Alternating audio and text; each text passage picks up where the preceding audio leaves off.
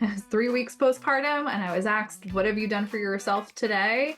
And I said, "I took a shower. That was my self care." And I was told, showering is a basic need and not self care. So Jill then, 4 years ago, would have told you self care is, oh, go get a manicure or a haircut or treat yourself to a nice snack or something like that. Just something that mainstream tells you is taking care of yourself. Whereas today, my definition of self care is something that brings me joy and rejuvenates my soul in a way and fills that cup so I can give more to others around me. Hello, you are listening to the Late Bloomer Living podcast. I'm Yvonne Marchese, your host, and I'm so happy you're here. I created this podcast to give you inspiration and let you know you're not alone in feeling stuck in midlife. I also invite you to join the Age Agitators Club for women, where we come together monthly to hatch our plans for making waves as we age. Being part of this community for women will remind you on a regular basis that you're not too old and it's never too late to do that thing you've been thinking about. You can find more information at latebloomerliving.com/community, and I hope to see you there. Hello, my friend. Mother's Day is coming. Mother's Day is coming, and today's podcast episode is actually going to be part 1 of 2 with 2 different guests, because what I want to talk about is the idea of motherhood. And this is going to be an intergenerational conversation about motherhood, because my guest is Jill Olish, and she is definitely younger than me. In fact, she's told me before that she feels too young to be an age agitator. So, but I would like to talk to her today about the topic of motherhood, because that is a very important topic to Jill. She is a first-time mom and entrepreneur. She has a toddler who she is raising while stepping into the shoes of entrepreneurship at the same time. She became a mom and entrepreneur at the same time in the middle of the COVID-19 pandemic. And she experienced postpartum anxiety and rage that surprised her. And she never would have expected that this was going to happen to her. And through her own journey, she realized how challenging this could be for other moms. And so she ended up founding an organization called Mama Outspoken to help moms find their voices and be heard, advocate for themselves, and spread awareness for motherhood transitions. She has a weekly segment for mama entrepreneurs on the live stream Good Morning Entrepreneurs, which I also contribute to. I talk about later in life entrepreneurship, and she talks about being a mom entrepreneur, which I'm just going to say right now, when my kids were little, there was no way in any way, shape, or form that I would have considered becoming an entrepreneur at that time. I was overwhelmed with motherhood and all the things that came with it. I could barely handle the going back to work full time, much less trying to start a business. So I'm already bowing down to Jill right away. Besides that, Jill is a host of the Mucked Up My Self-Care podcast with her partner, Linda Bonney. She's a featured author in Your Purpose is Calling, Stories from New Authors, The Story Behind the Story, which came out of a new author intensive. It's volume 3 of that series.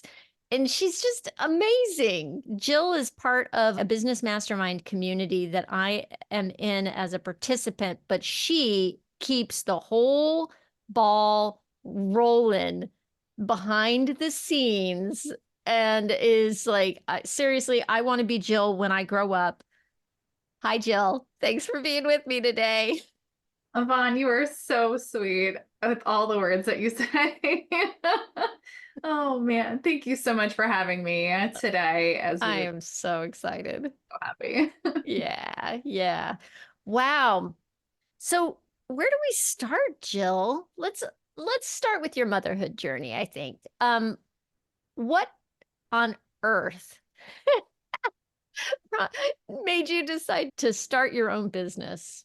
It's as you were introducing me, Vaughn, and you said that you don't think that you would have been able to have done, uh, even dove into entrepreneurship when you had your littles, but I didn't see another way.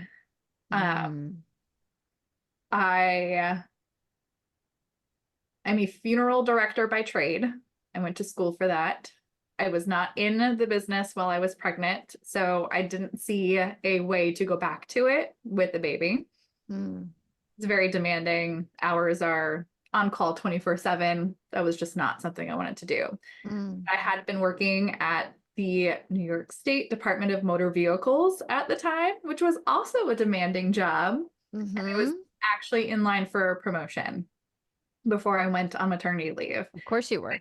Could have gone back and gotten the promotion, but that would have meant 10-hour shifts, Hmm. 5 days a week, all kinds of craziness. And I did not want to put a 3-month-old into daycare.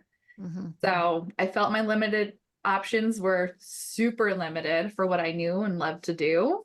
And I figured, well, what else could I do and work from home that wasn't some kind of a scheme like how we all get kind of roped into? So, Yeah. I did get roped into a few different things, but I found a course to be a virtual assistant. I didn't think that I'd build a business aside from that. I thought I would just have a few clients that I could just do what I needed to do for them. And that would be it all. And then, So it was a virtual assistant business. So you didn't go and become a virtual assistant and work for like one of those agencies that exists where you were part of, you're part of the agency and they farm you out to people. This correct. was your baby. Yep. I Uh-huh. created Jill virtual assistants. I went out, I found 4 clients, and they were actually all doulas, which a doula is um, how do I put this? It's somebody who assists a family in their birthing or postpartum experience, like a coach in a way. And I think of it as a coach for the dad or the birthing partner and how to advocate for the birthing person. So I wanted to work with people who helped me in my motherhood transition. And that was like absolutely perfect. I worked for 3 different doulas, and I also found who we all know and love in the community, but Princess Kim White was my first client that was not a doula in this business Wow. industry. And she is the one that said, you have a bigger purpose than just working for other people. You need to go after that because I can see this call there for you to help other moms. So that's how we got started with Mama Outspoken. Amazing. Okay. Wait, I have to ask a question. So Kim was your first client who was not a doula. Kim lives in Texas Yeah. or was living in Texas, at least at that point, right? And here you are on the East Coast. So how did you and Kim find each other? Oh, so the virtual assistants course that I went through, it's 90-day VA, loved it, absolutely loved it. Taught me everything I needed to know on all the different kinds of niches that I could get into to build my own business, figure out what kind of things I wanted to do for a client. And with that program, there was like a job board, a job listing board. And Ah. um, the woman who does the class, Esther, she has it all in this Facebook group, and there's just post after post after post of all kinds of people looking for virtual assistants in their businesses. And this one tiny little post was up there with nothing special, just Princess Kim White looking for Was it listed as and Princess that was Kim it. White? And it Really, was. literally. It was. I questioned, like, why is this email Princess Kimberly Ann White at Gmail? I'm like, am I crazy for sending an email to someone who labels themselves as a princess? And I think I am crazy, but it has created this beautiful experience between Wow. her and I. And I mean, we're going on 4 years this year, and working in a relationship in business together. So That's amazing. And she saw yeah, something in you beyond what you could see for yourself. yep, That's a blessing. It's a definitely. blessing to have that person. I have to say that I was I know that. I know how that is. I was working at a job. Oh my gosh, that whole thing when you were talking, sorry, I'm all over the place. I'm a pinball right now. But when you were talking about the schedule that you would have had to follow if you had taken that DMV job and how demanding that would have been, and then you've got to hand over your 3-month-old into daycare. I actually had to face that point when I had my second kiddo. I had been working part-time from home. I found this very strange job that let me do like it was flexible. It was, but it was a weird job, but I was able to work when Spencer was a baby. It let me work when he was napping. And it was just right. We could just get by while my husband was in grad school. Right. And then when I had my second kiddo, and between two different nap schedules, it just got to be too much. And I ended up having to go back full time. And it was misery, misery. I felt like I was working to put my kid in daycare. Yep. And I did not like that. And then the job that, long story short, I ended up in a customer service job. And because I've had a weird career, like being a theater person leads you into lots of different jobs and a weird resume that nobody knows what to do with you. Nobody knows what to do with you. And so I'm good at customer service, but it's a miserable job Yeah. talking to people who are having problems all day. Blah, blah, I was just like, ah. Um, and when I was ready to leave that job and when I really started looking, I found another job. And something about the guy that hired me, he saw something in me that was beyond what I could see for myself, and there was going to work for him.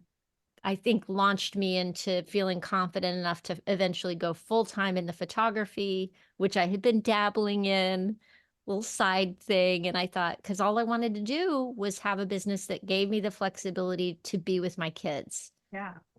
And so that you saw the writing on the wall much sooner than I did. Congratulations for that. But I was in the same boat. Like I couldn't understand how I would pay my paycheck. I might as well just sign my paycheck over to a daycare center. Like Right. that just didn't make sense to me. Like what I would have earned would have literally just gone right out the window. So why not stay home, get what I wanted out of having a family, to be with my family, as well as work during nap times. And that's what ended up having to happen. I worked during nap times and a few hours at night until I needed to shift a few things. And he was old enough for me to put him in daycare or get someone to come over for a few hours a day to help. And I felt comfortable doing that after a certain point. Yeah. Yeah. So when did the postpartum depression start to get hold of you? I think actually, so there's so many different terms now than what I believe we have been led to believe with postpartum depression and anxiety. And they actually consider a lot of it to happen perinatal. So that's during pregnancy and even pre-pregnancy as you're getting ready to become pregnant. And Hmm. I don't think I had depression or anxiety while I was pregnant, but the concerns for it started to make themselves aware. I did not feel a bond in my pregnancy with my baby boy as he was growing inside of me. And then we had a very traumatic labor and delivery experience, which I think set myself up for the very drastic changes in my mood as Hmm. soon as I was left alone with a baby that I had no idea how to take care of. So baby blues is a real thing, but it does lend itself to confusion, in my opinion, to what is baby blues and do I actually have postpartum depression and anxiety? And um, I was 3 weeks postpartum with my son who was keeping me up most of the night because he was unable to nurse for the appropriate amount of time because he was exhausting himself from the effort put into it because his mouth was not working right. He Mm. had what they call oral ties. So his lip and his tongue were tethered tighter than what would allow him to nurse well. So nobody could find it. We asked since day one when he was born if he had these, just because we knew it would be an issue if he did have it. And everyone Hmm. told us, no, no, no, he's fine. He'll be fine. Really? And it was most nights we could not get him to nurse for more than 10 minutes at a time before he'd fall asleep because he was so exhausted to find out that he Oh. had a lip tie, a tongue tie, and 2 cheek ties. So we had to have those corrected. So after that, our nursing went so much more smoothly, but I was still so dysregulated in my emotions and my hormones that it was super hard. Like that didn't fix me. Fixing him and his nursing capabilities did not fix me right away. So it was a lot of figuring out, well, how do I work on me now? Because he's better, he's doing great. Um, so it was very early on, as soon as 3 weeks. And then I made the phone call to my friend who is the co-founder of the Postpartum Resource Center of New York, where she helps families all across New York State with the same stuff that I went through. And she got me in touch with a lactation counselor who helped me figure out that he had the ties. We figured out a treatment plan, worked with amazing specialists to get his muscles in his mouth working better and compensating for the work that we had to put in and the healing that needed to be happening after the surgery he had to have. So it was a blessing to have her in my corner because it helped pave the way for my healing from the rage, the depression, and the anxiety. Wow. Wow. How hard. How hard. His little thing couldn't latch properly, Yeah. right? Or not, it's not just the latching, it's like It would was it hard for him to latch? Is that what it he would was? be able to latch, but the actual sucking motion was what was difficult. And then it actually affected the way the milk would go down his throat naturally. So Yeah. there's this whole thing. And at one point, we thought he was so strong because he was able to lift his head up by himself. And a 3-week-old baby cannot hold their own head up. Not at all. But we were like, oh my gosh, look at him. He's picking his head up. And it actually was because his cranial muscles in the back of his neck into his head were so tight because of the ties in his mouth. Oh Just my goodness. pulling it all back made him just have a stiffer neck. So we actually had a chiropractor that we worked with to help Wow. loosen those muscles and adjust him, and a myofascial specialist therapist that would help with exercises to get his tongue to almost extend out further than what it was doing so it would compensate with the ties. And Wow, it that's was, real yeah, specialization. How do you do that with a baby? That's amazing. it was awful to go through. It was heartbreaking because this child did not want us playing around in his mouth. It Of was course not. like, Yeah. oh, it was the Oh, worst thing ever. It felt like to go that through. is a huge amount of stress. So, wow, I mean, yeah, no wonder this threw you off, and not to mention anything else that was going on for you hormonally to begin with. To have that as a challenge would be a whole next level extra thing. Yeah, I Wow. don't wish it on anybody, but you need an opinion on it, let me know because I've got amazing people that are in my corner that I can share. Wow. Wow, wow, wow. How old was he when when you did start the virtual assistant work?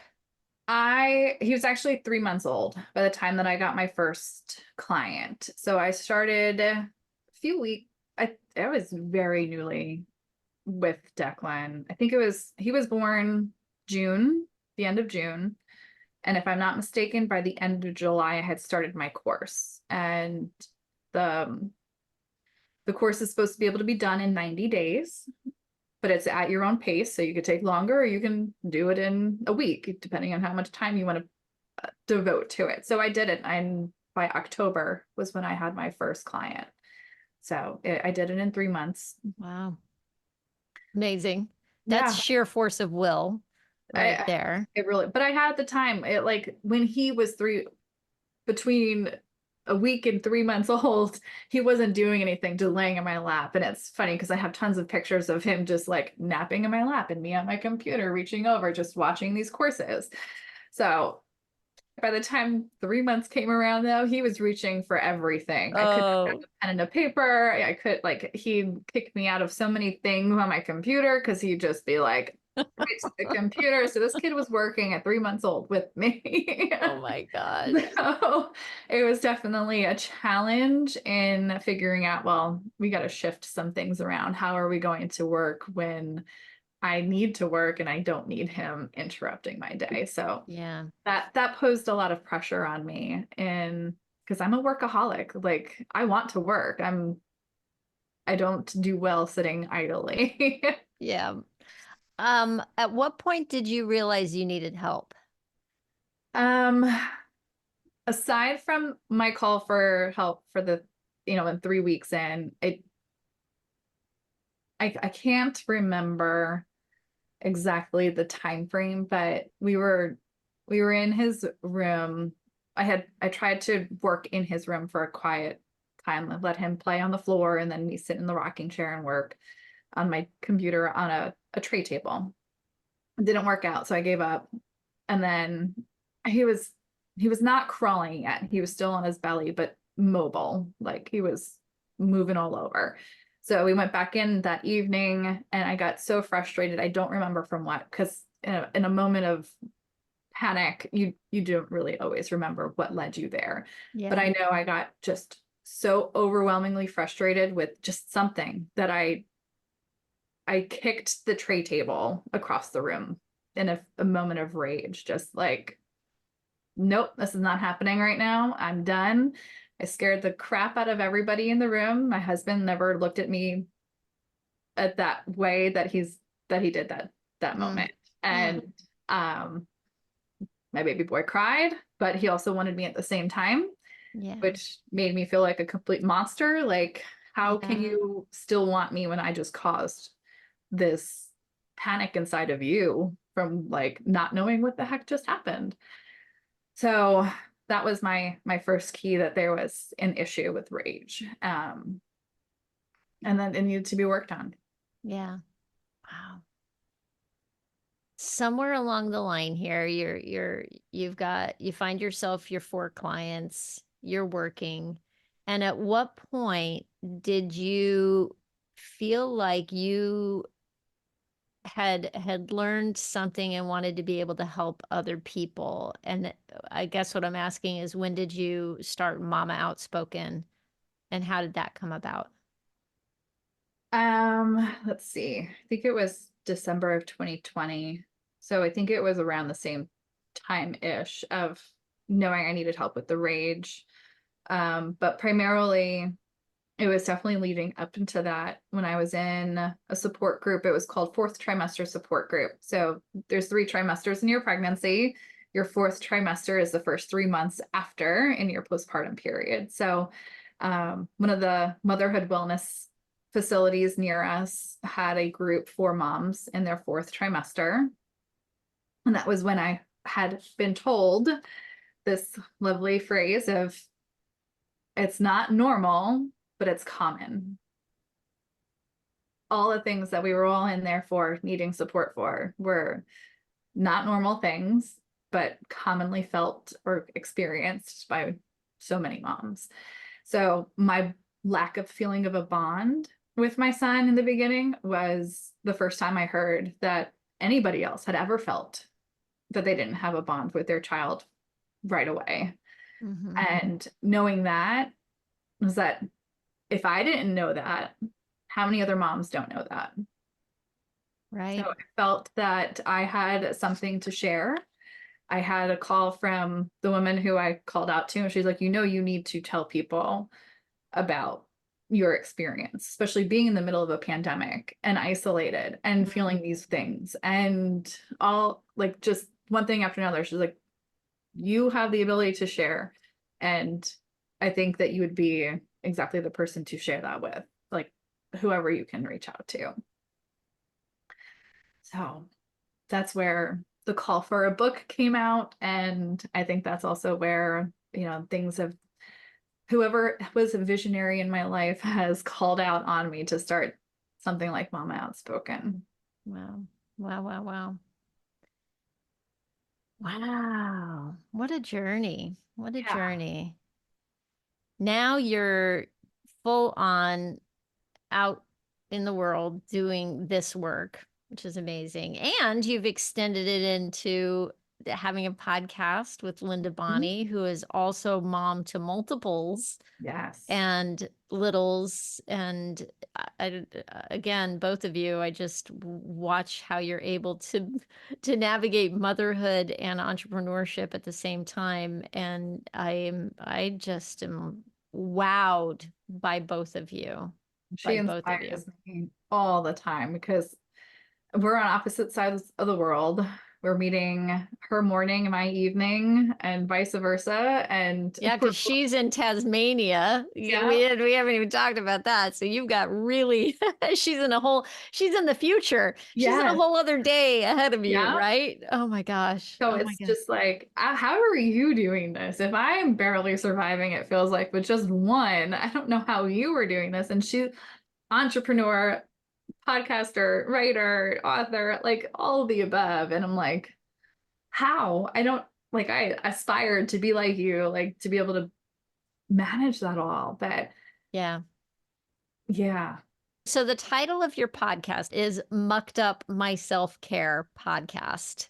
yeah. And um I really love that the self-care seems to be front and central for you guys and the idea of mucking it up because we do, right? So It's do. oh my gosh, when you're a mom and you've got all the demands and you're an entrepreneur. I mean, entrepreneurship, there's nothing, first of all, there's nothing like motherhood to point out all of your shortcomings and bring out all your strengths.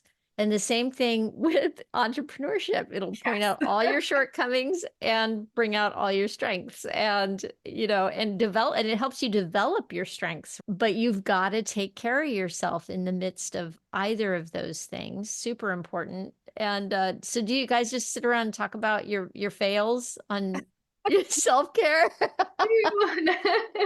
It's it's fantastic. And we've grown so much. So what came out of it is really, we had no idea what self-care was when we first needed to have self-care in our lives.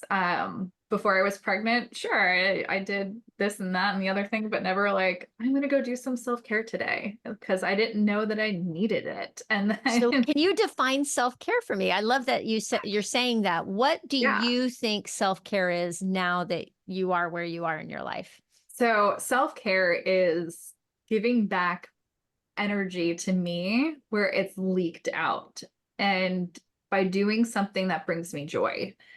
So I originally thought, this was my first conversation about self-care back when I was in my phone call when I was 3 weeks postpartum and I was asked, what have you done for yourself today? And I said, I took a shower. That was my self-care. And I was told, showering is a basic need and not self-care. So Jill then 4 years ago would have told you self-care is, oh, go get a manicure or a haircut or treat yourself to a nice snack or something like that. Just something that mainstream tells you is taking care of yourself. Whereas today, my definition of self-care is something that brings me joy and rejuvenates my soul in a way and fills that cup so I can give more to others around me.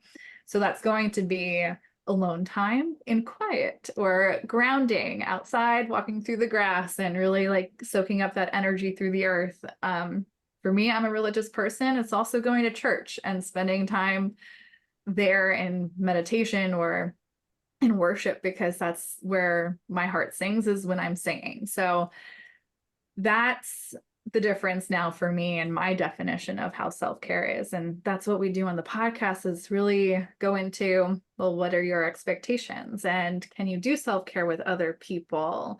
How have you mucked up your self-care? And what are ways to really incorporate it into your life better? All kinds of things just surrounding it. And it's just a great conversation that Linda and I get to do. And the podcast itself has become self-care for us and just having conversations. Love that. I love Yeah. that so much. Yeah, it's funny, I'm 55 years old. How old are you again? 35. 35. Okay, so we've got 20 years between us. It's so funny. I'm still figuring out the self-care thing. And I had kids later in life. I was 35 when I had my first. And um so now I have one in college and I have one that is a teenager at home. And I still want to be available to him at home at the drop of a hat. Even though he doesn't need me, Mm. it's still, I want to be available. I want to be around. I want to be a place where his friends can come so that we have an open home for that, right? It's hard to balance self-care with trying to be available all the time, Yes. Oh, yes. right? So what I found for myself as I was approaching 50 was, oh, really the only time that's a guarantee for me is in the morning before he's up. Mm. Mm-hmm. I am finding that self-care for me is about learning how to manage my mind when I'm doing all the things and taking little breaks when I need to, so that if I find I'm a person who tends to grind, and I'm also a workaholic. I'm with you, girl. And in the grind, I tend to I overbook, and then I feel overwhelmed. And at the end of every day, I can look back and go, well, I know I did a lot of stuff today, but I can't tell you what I did. Mm-hmm. And none of it felt like enough. I almost every day I get to the end of the day and think there are still 50 million things to do. And I didn't get this done. And it's not, I did this, I did this, I did this. It's, I didn't do this, I didn't do this, I didn't do this. Yep. Oh, I feel And more and more, I'm finding that it's a mindset thing that I still, at the age of 55, have to learn, is how to, and it's why I'm looking at playfulness as living playfully at any age. How can I get a more playful attitude towards the work I'm doing? Because it's all work that I want to do. right. And then I forget that I want to do it when I'm in the middle of doing it. Mm-hmm. Do you find a challenge with that? So I have to say, Yvonne, you have been an inspiration with introducing playful into probably not just my vocabulary, but my world, along with a lot of the things that we've been learning in the My Sexy Business community to have a business that we own and that doesn't own us. Mm-hmm. So I send my son to daycare from, the midday, morning to early afternoon. And then I'd try to work again after I got him home. I'd try so hard and I had to stop and realize that this is my time with him. If I don't stop and be playful with him and really be involved in what life is with him, then what am I doing all this for? Like, I have my set hours for work. I do that. I started waking up almost 2 hours early so I could have my alone time in the morning. It's when I read my Bible. It's when I do a little bit of work that is able to be done in a quieter time where I know he's not up yet or I have a few meetings. But come 3:30, that's Declan time. That's family time, unless I have meetings or whatever else scheduled. But I had to stop and be like, you know what? We're going to be fully invested in this time. And that's how I'm going to incorporate self-care for both of us. if I really need to go get some grounding in, we go outside.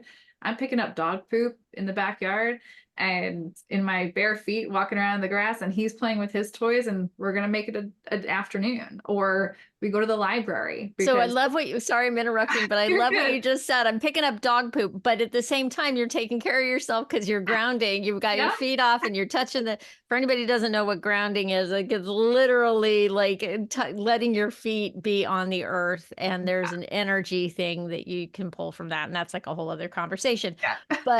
But you're fitting in self-care while you're picking up dog poop. Yeah. And you're playing, and your son is with you, and it's together time, right? And what you're doing there is exactly what I'm talking about.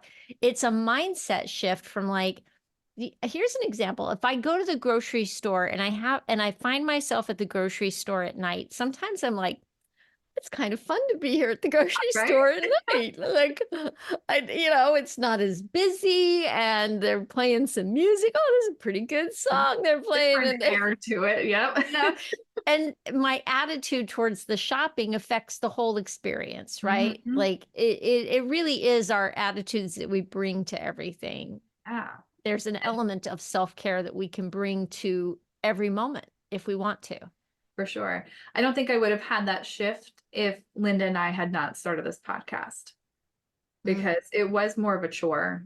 Oh, I have to go get some self-care. My husband would be like, you haven't Right? done something for yourself. Go do it. I'm like, but I don't really want to. Like, that's a lot of work.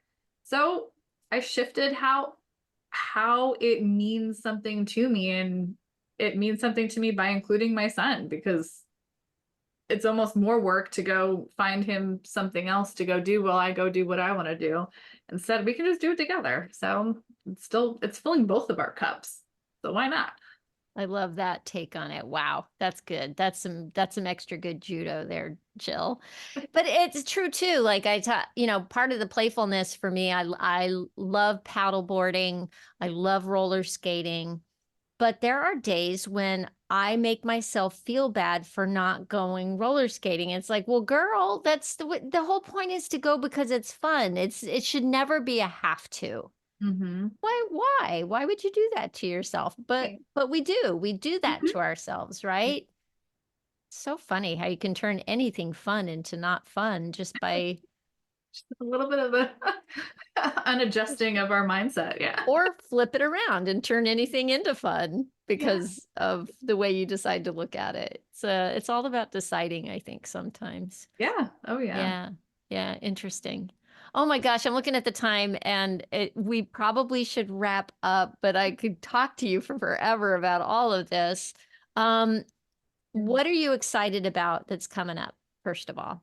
Ooh, wow. Okay, so Mother's Day is centered around two big things, and that's the anniversary of our podcast. So Mucked Up My Self-Care was born and released on Mother's Day in 2023. So Wow.